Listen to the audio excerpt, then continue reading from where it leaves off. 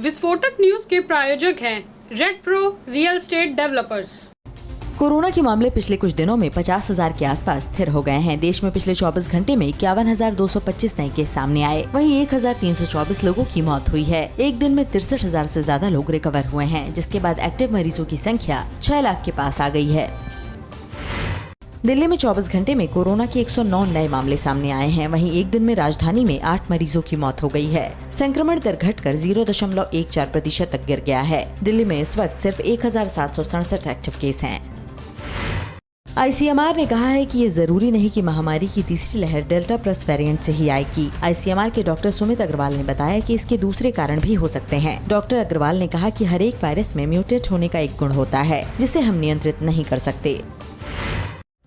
देश में गुरुवार को वैक्सीन की कुल 58.22 लाख डोज लगाई गई। इसके साथ ही अब तक 30.31 करोड़ वैक्सीन की डोज पूरे देश में लगाई जा चुकी है। इनमें से 25.04 करोड़ लोगों को वैक्सीन की एक डोज लगी है, जबकि 5.27 करोड़ लोग दोनों डोज ले चुके हैं। बिहार के छपरा में एक युवक को बगैर वैक्सीन लोड किए इंजेक्शन दे दिया गया। युवक जब घर लौटा तो अपने दोस्त के बनाए वीडियो को देखा तो उसके होश उड़ गए। वीडियो में वैक्सीन लगाने वाली महिला स्वास्थ्य कर्मी की कारगुजारी साफ साफ दिखाई दे रही थी। उसने सिरिंज का रैपर फाड़ने के बाद उसमें बिना कोविड वैक्सीन भरे ही इंजेक्शन लगा दिया।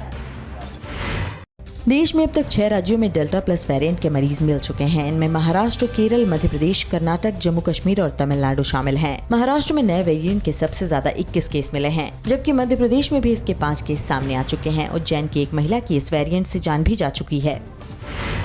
WHO के मुताबिक कोरोना का डेल्टा वेरिएंट अब तक दुनिया के 85 देशों में फैल चुका है और संक्रमण की रफ्तार यदि इसी तरह बनी रही तो जल्द ही ये कोरोना का सर्वाधिक फैलने वाला स्ट्रेन बन जाएगा। WHO ने अपनी रिपोर्ट में बताया है कि वैश्विक स्तर पर अल्फा वेरिएंट 170 देशों में, बीटा वेरिएंट 119 देशों में, गामा वेरिएंट 71 देशों में और डेल्टा वेरिएंट अब तक 85 देशों में फैलने की सूचना है। जम्मू कश्मीर के नेताओं की प्रधानमंत्री के साथ 3.5 घंटे से भी लंबी बैठक हुई। सबने कहा कि बैठक बेहद अच्छे माहौल में हुई, जहां जम्मू कश्मीर की पार्टियों ने 370 और परिसीमन जैसे मुद्दे पर अपनी असहमति की जानकारी केंद्र को दी। वहीं केंद्र ने उन्हें विकास और लोकतंत्र बहाली का भरोसा दिया।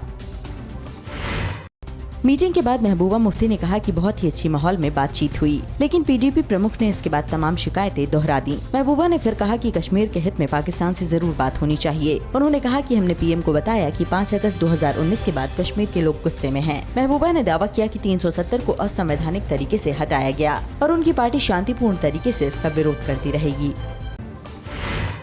शिक्षा मंत्री रमेश पोखरियाल निशंक आज शाम 4 बजे सोशल मीडिया प्लेटफॉर्म के जरिए लाइव होंगे। इस दौरान वो CBSE कक्षा 10वीं और 12वीं की परीक्षाओं के बारे में छात्रों के सवालों के जवाब देंगे। CBSE ने 12वीं की बोर्ड परीक्षाएं रद्द कर दी थीं। बोर्ड ने एक कमेटी की रिपोर्ट के आधार पर रिजल्ट का फॉर्मूला भी तय किया है। उत्तर प्रदेश के अयोध्या में राम मंदिर के लिए जमीन खरीद घोटाले के आरोपों के बीच PM शनिवार को अयोध्या में बड़े अफसरों के साथ मीटिंग करेंगे। बैठक में राज्य के CM योगी आदित्यनाथ और पर्यटन मंत्री भी मौजूद रहेंगे। बैठक में PM मोदी अयोध्या के विकास से जुड़ी योजनाओं की समीक्षा करेंगे।